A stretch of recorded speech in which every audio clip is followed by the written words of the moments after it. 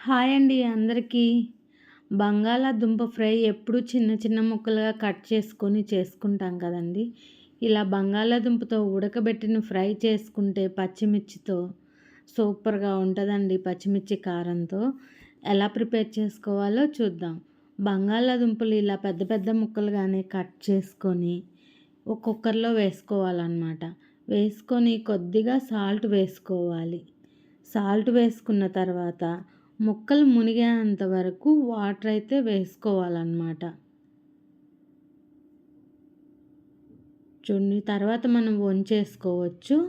అందుకని కొంచెం ముక్కలు మునిగేంత వరకు వాటర్ అయితే వేసుకోవాలన్నమాట. ఇప్పుడు వచ్చేసి కుక్కర్ మూత పెట్టుకొని స్టవ్ మీద అయితే పెట్టుకొని 3 విజిల్స్ వచ్చేంత వరకు ఉంచుకోవాలి. చూడండి మన బంగాళాదుంపలు అయితే ఎలా ఉడికిపోయాయో మెత్తగా.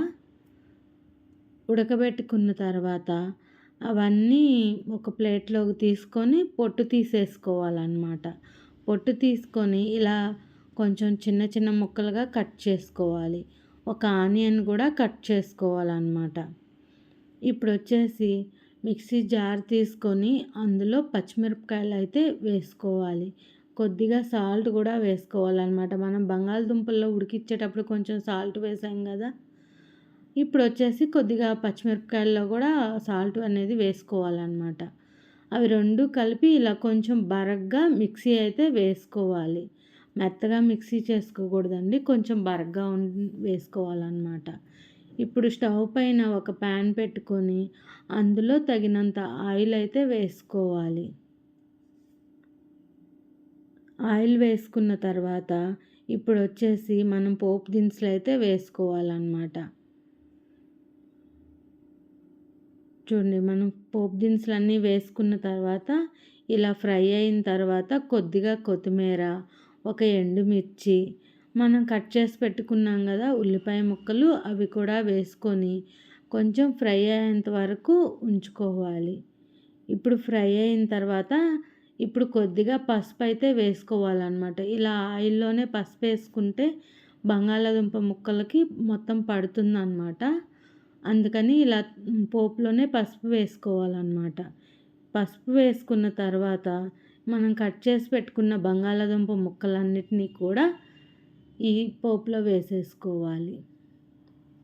వేసుకొని బాగా ఇలా మిక్స్ చేసుకోవాలన్నమాట.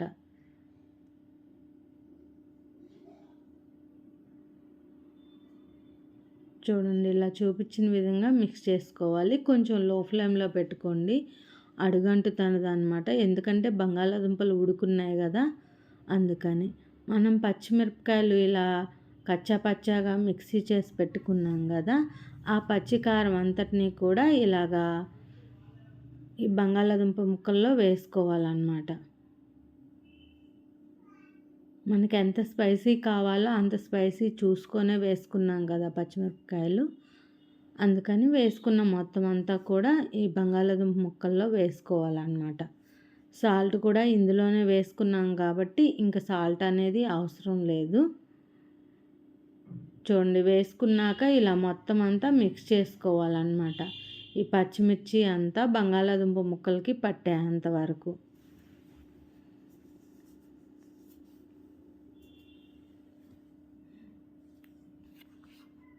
ఇప్పుడు కొద్దిగా సాల్ట్ సరిపోకపోతే మీరు మళ్ళా చూసుకొని వేసుకోవచ్చు.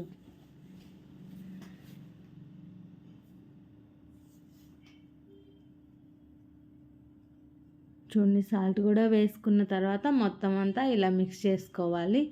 మన బంగాళాదుంప పచ్చికారంతో రెడీ అయిపోయిందనమాట. మీకు వీడియో ఎలా